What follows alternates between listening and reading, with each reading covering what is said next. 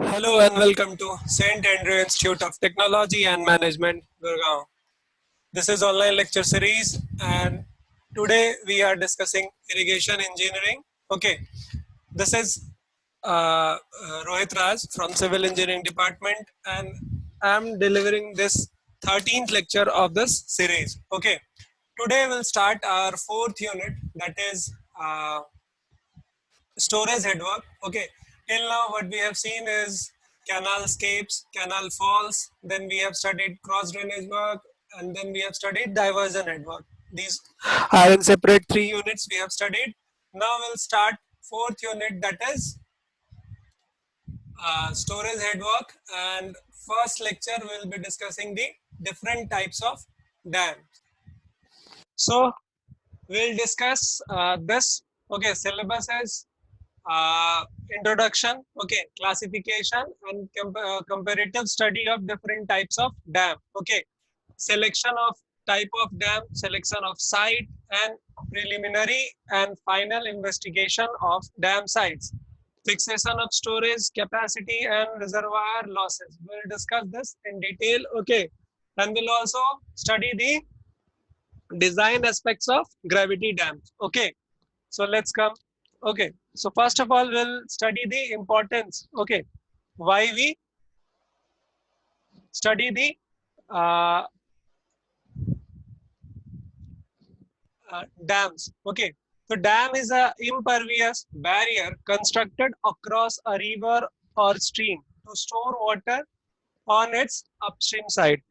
Okay, it is an impervious. We are well aware of the word impervious. Okay, it is impervious barrier constructed across a river.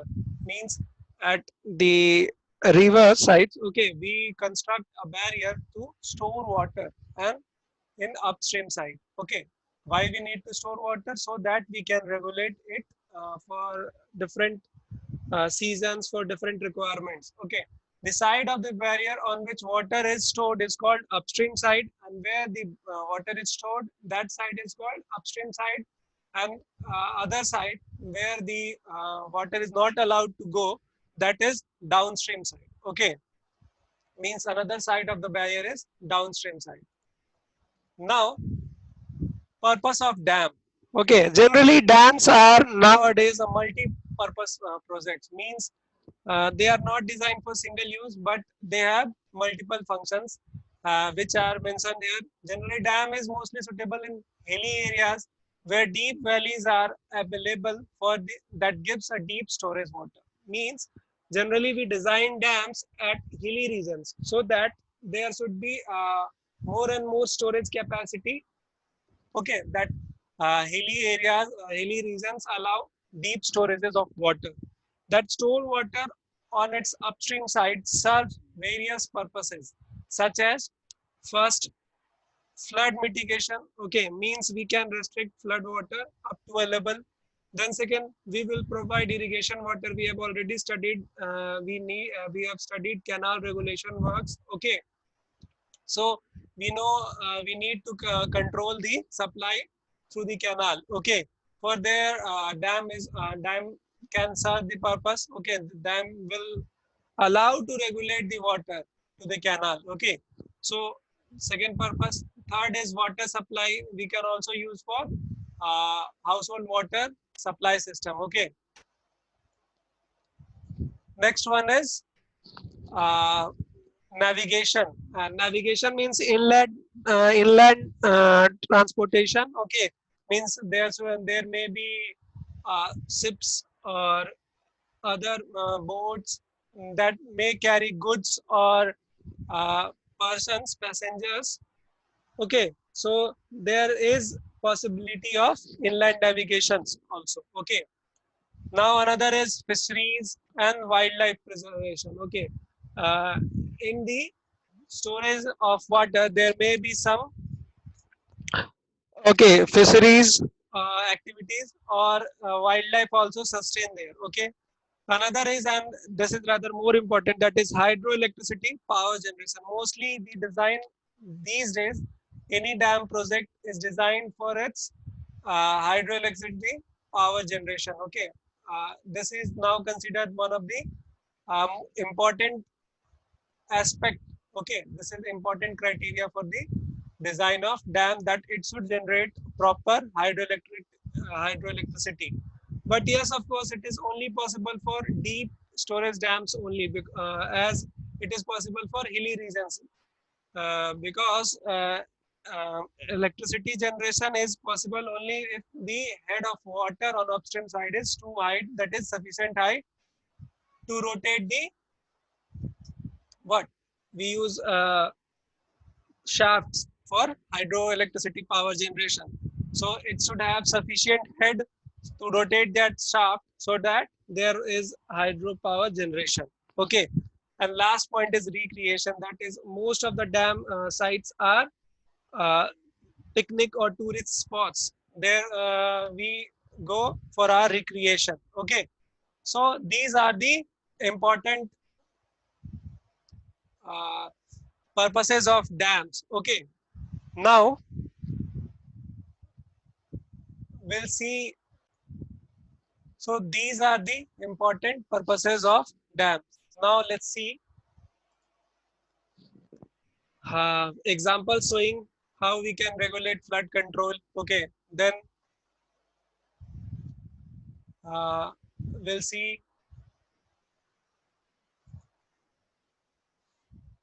irrigation works that can be improved using dam structures. Okay, water supply in our household, hydropower electricity. Okay, hydroelectricity power generation, fisheries. Now we will classify dams. Okay, now dams classification is of various types, means it depends upon the uh, uh, criteria on which we are classifying. So first we'll classify dams on its use as per function and use. So as per functions, there are storage dam. Okay, then it is detention dam, diversion dam. Okay, and then we have hydraulic design classification. So we'll first see the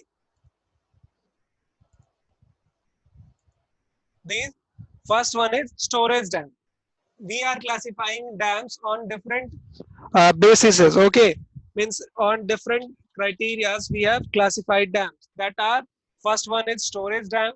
This is most common type of dam, normally constructed to store excess flood water. Means this is generally designed and its function is to store the excessive water, generally to avoid the downstream side from bad effects of water, and in dry season they can regulate the required supply of water. Now here it is mentioned that water which can be utilized later when the demand exceeds the flow in the river. When there is requirement, there must be available the water. So we use that storage. Okay. The storage dams may be constructed for various purposes such as irrigation, water supply, hydropower generation, etc. Okay, means they can be used for irrigation, water supply, or hydropower generation. These all can be served using storage dams. Okay, and they may be of concrete, stone, or earth or rock fill. Okay, we have another type of classification in which we will classify the different dams on the basis of the materials of construction. Okay, on which they are, with which they were constructed or they are constructed. So this is a different set of classification in which we are classifying dams as per their function and uses. In that we have classified first as storage dam. Now second classification is uh, this is example of storage dam. Okay, the picture is not, although picture is not quite clear, but you can understand. We the all we do is that we restrict a region. Okay, where we can store water and then we can release water in case of what requirement is more than the flow. Second one is detention dam. These types of dams are mainly constructed to control flood. This type of dam stores water temporarily and releases it gradually at a safe rate when the flood recedes. Detention dam provides safeguard against possible damage due to flood. On the downstream side of it, sometimes a detention dam may be used to as storage dam. Okay, what is the difference between storage dam and detention dam? Basically, detention dam is designed only to check with the floods. Okay, means to check with the excessive water. Although sometimes we use detention dam for storage dam purpose, but apart from storing water, they cannot serve other functions, that is hydroelectricity power generation, okay, or other activities like fisheries and all.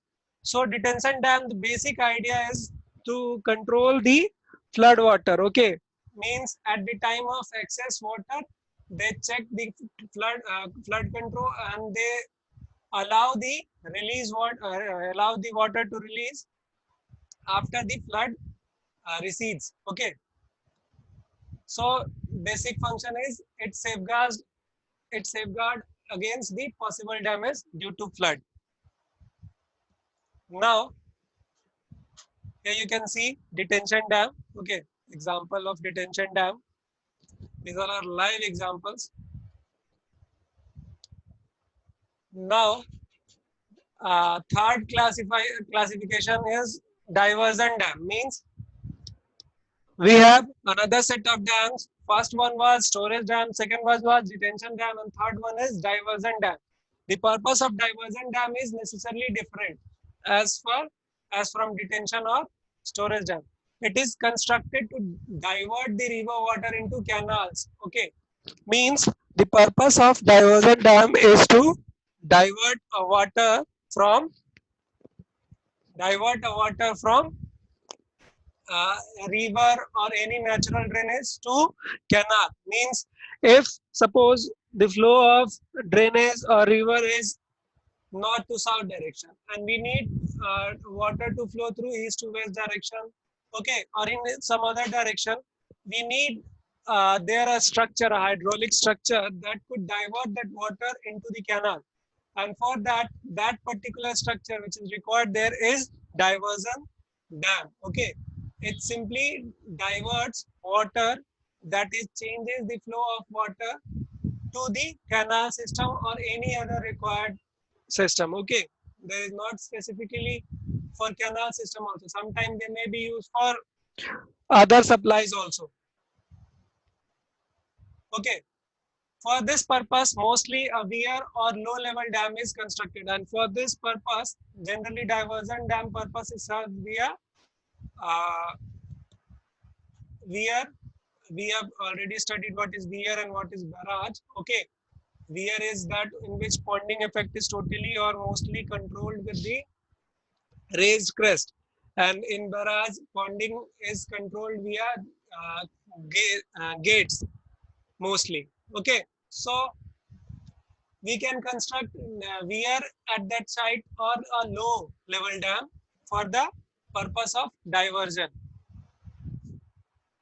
This type of dam may be used for water supply, irrigation, and some other purposes. As told you earlier, that this is not only for the canal water regulation. Okay, they may be used for water supply also. Okay, and irrigation. No, although canal is used for mostly irrigation purpose. Okay, so it may be used for irrigation also. Okay, now this is example of diversion. Okay, here you can clearly see the flow of river is diverted and it is allowed to enter this region. Okay, the river was flowing like this, but now it is diverted to flow along this way. Okay, so this is diversion dam. Now we will classify dams on the basis of hydraulic design. In that design, we have classified overflow dam and non-overflow dam. Basically, two set of there is overflow and non-overflow dam. Okay, so we'll study.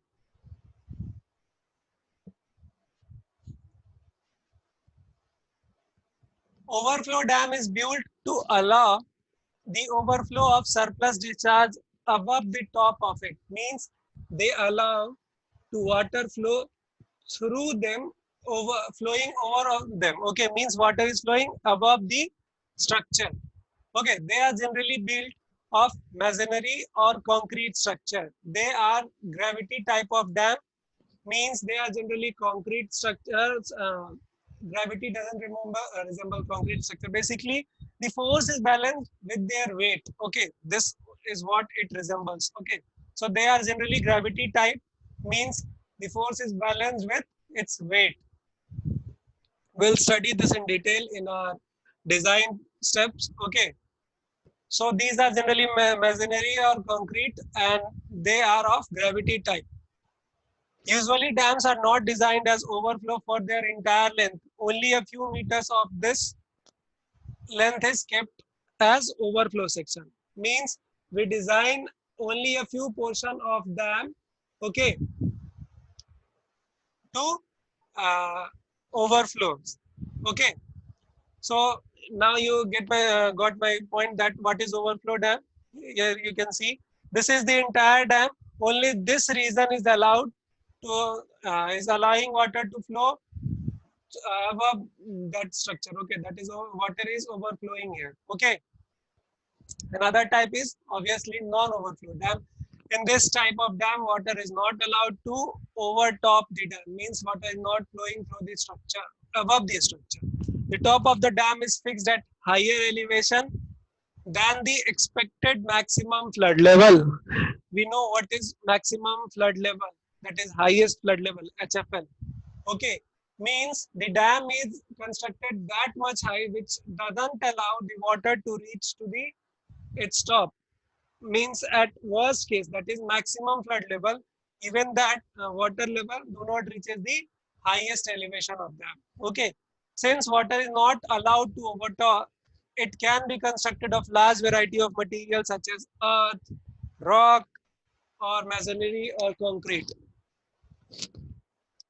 Now, as water do not overflow, therefore the materials may be earth, means that we can use soil for construction of dam, or we can use rock fill, or we can construct is of masonry or concrete also. Okay, there is no restriction with that.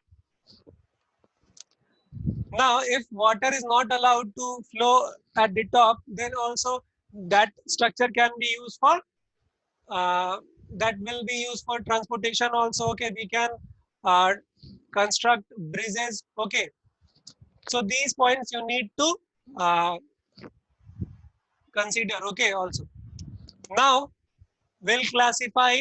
This is non-overflow dam. You can clearly see there is a passage above the top of the dam. Okay, now classification of dam as per structural designs, means as a civil engineer will design dams. Okay, and as per their structural design we will classify dams. First is gravity dam, then it is arch dam. Okay, third one is buttress dam. Okay, so we'll see them one by one. There are furthermore, that is embankment dam. Okay, then earthen dam, rock fill dam. Okay, so we'll see each of them briefly. So let's start with gravity dam. It is a solid concrete or masonry dam that all external forces are resisted by its own weight. Means all the forces that could either overturn or that could either flow away, blow away the structure is resisted by its own weight. Means weight balances all the force acting on the dam. We will consider each and every force and will calculate, will solve an example based on gravity dams in our coming lectures. Till now, you just consider that what kind of force can act on any dam, that is uh, pressure due to accumulated water, that is water pressure, or uplift pressure, any structure that is constructed near water submersion, there will be an uplift pressure. Then there may be movement due to these forces, and another force will be its weight. Okay, So all these forces are maintained or adjusted by its own weight. Okay, means it is so designed that it neutralizes all these forces. Okay, or the forces is uh, in as per design limit. Okay, now another type is arch dam. An arch dam is curved masonry structure. We know arch earlier we have studied in our basic RCC structures also. There we have also designed arch. Okay, similar cases here also. An arch dam is curved masonry or concrete dam which has convex portion facing upstream and it resists major portion of water pressure by arch action. And now what is arch action? Basically, arch action is the curve effect of any structure. Okay, so we'll see an example that will clear concept. Okay, self weight of dam is comparatively lesser than gravity dam. Whose self weight, that is self weight of arch dam, is lower than gravity dam. Of course, we know that force is balanced in case of gravity dam with the weight only, so that will be heaviest. Okay, now in arch dam major portion is pressure is balanced by arch section. Okay, now we'll see. Now another type is buttress dam. It consists of sloping membrane. Okay, it has sloping membrane or deck on the upstream, which is supported by number of piers. Okay, or buttresses. We can also say that buttresses, and these buttresses are constructed of reinforcements. Means they are reinforced concrete and supported by struts or bracing. We'll see. This is our buttress dam. Okay. Although we are unable to see the upstream face that is slightly curved. Okay. Means here what we have read that upstream is consist of sloping membrane or drake. Means they have sloping face. Okay. And downstream side they have number of buttresses. These are buttresses. This structure, this structure is buttress. Okay.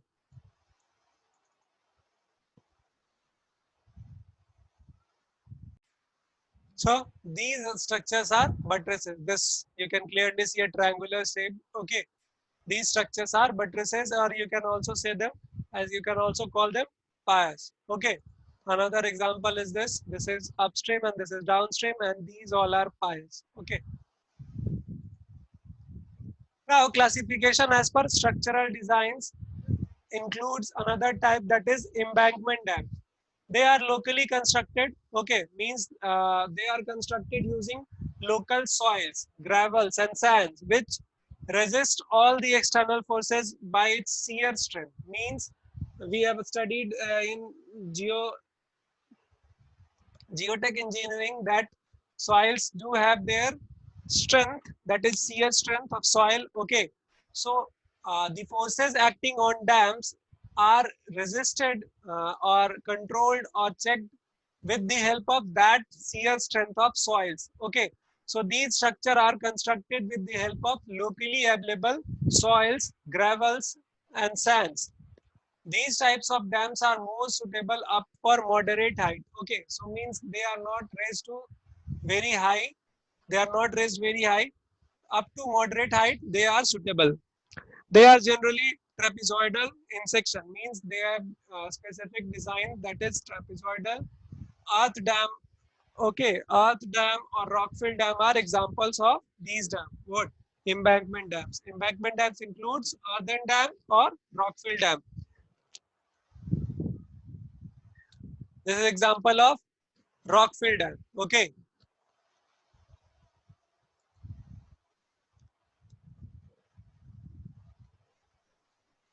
Now, classification as per material of construction. We classify dams as rigid dam and non-rigid dam as per materials. Okay. So these are rigid dams are the dams that are built of rigid materials such as masonry. concrete, steel, or timber. These all are rigid materials. Okay. So rigid dams are dams which are made up of concrete, steel, or timber, or masonry structures. Okay. So in earlier times, dams were mostly built up of stone masonry, and in earlier times means before the designing is not so innovated, means we have not so high tech designing systems. Then at that time we only design stone masonry structures, that is stone masonry dams, which have been nowadays replaced with the help of concrete. Now concrete can be used in place of stones. Okay.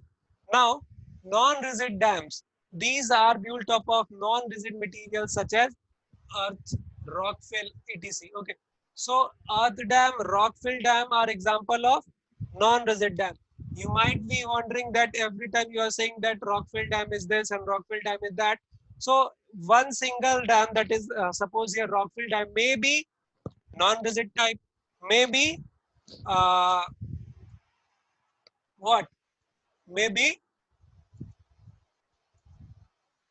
earthen dam, maybe embankment dam. Okay, so sorry, not earthen dam, maybe embankment dam. Okay, so these all are different set of classification. Okay, we have not a only one set of classification. We have classify on the basis of purpose, on the basis of design, on the basis of on the basis of purpose, on the basis of design, on the basis of material. So single dam can be under different classification. Okay.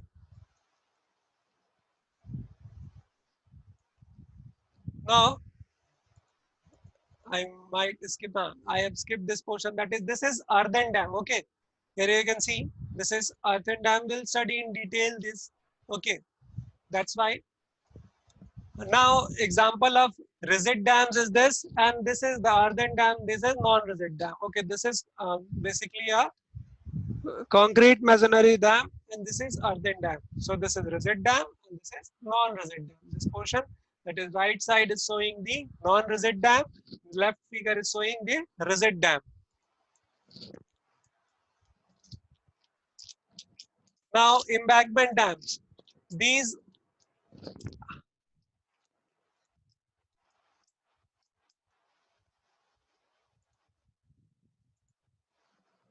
they are most ancient type of dams that can be built by naturally available materials with minimum of processing. These dams are not suitable for sites where good foundation is not available. Okay, we will not construct where foundation is not that not that strong or capable.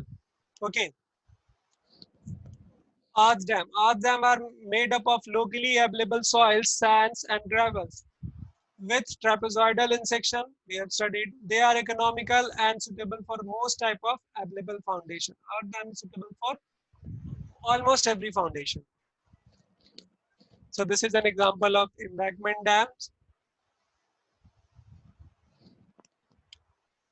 Now another is in the earth dam we have classification, that is homogeneous type. Okay, what is this? This type of dam is constructed of a single kind of material. Now why we use different kind of materials in a dam? Okay, we'll study in our further lectures that in design aspects that there is a requirement of different materials so that water may be allowed to seep through some regions, and there may be some regions that are impervious. Therefore, we'll use different materials for designing. Therefore, if the design type of constructed of a single material, then that is homogeneous type. Means we are using only one type of material for construction, then it is homogeneous. With stone pitching at the upstream side to safeguard against erosion. And what we are doing on upstream side for checking the erosion effect, that is stone pitching. We have a layer of stones that could protect the soil from being eroded. Also have a rock toe at downstream to drain out the seepage water through the body of dam, and we also have a provision of rock toe. Okay, rock toe, what will do it? It will allow to drain out the seepage water through the body of the dam. And why we are allowing the seepage water through the dam? Just to release the uplift pressure. Now it is new term for you guys, but you'll understand when I will be delivering lecture on the design part. Okay. Till now, you just remember this thing that dam structure is allowed to seep, allowing water to seep through their body to reduce the uplift force. Okay. So to safeguard the uplift, to safeguard the structure. Now, seepage through the body of dam is checked with the rock toe at the downstream in case of homogeneous type. Second one is zoned type. This is really important. Okay. In the zone type of dam consists of more than one kind of material. Means in zone type, we have more than one kind of materials. It consists of central impervious core made up of clay and outer pervious zone made up of mixtures of earth and gravel. It also has a rock toe at downstream side and stone pitching at upstream side. Okay, the upstream and downstream portion is same for homogeneous type. We are discussing a single type dam, that is dam, earth dam, and in that we have discussed homogeneous type, where we have studied that it is made up of single material, that is controlled or checked with the upstream side with the help of stone pitching, and at downstream side to safeguard we have a rock toe, okay, to drain out the water of seepage. Okay, seepage water is drained out with the help of rock toe. Okay, so this is earthen dam. Okay, now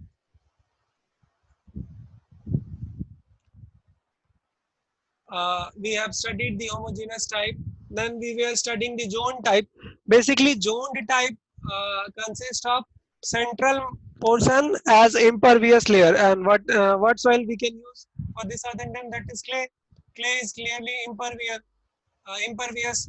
So we'll use impervious core made up of clay at the central portion, and outer regions are pervious, that is made up of um, gravel or sand. Okay, so this is a unique design step where we have central impervious core. Means we have central region made up of clay that do not allow water to flow through them, but the top layer that is covering both sides. It is not as that only upstream or only downstream. It is covering the central clay layer, that is impervious core, and they are allowing water to flow through them. They are not impervious, they are pervious. Okay.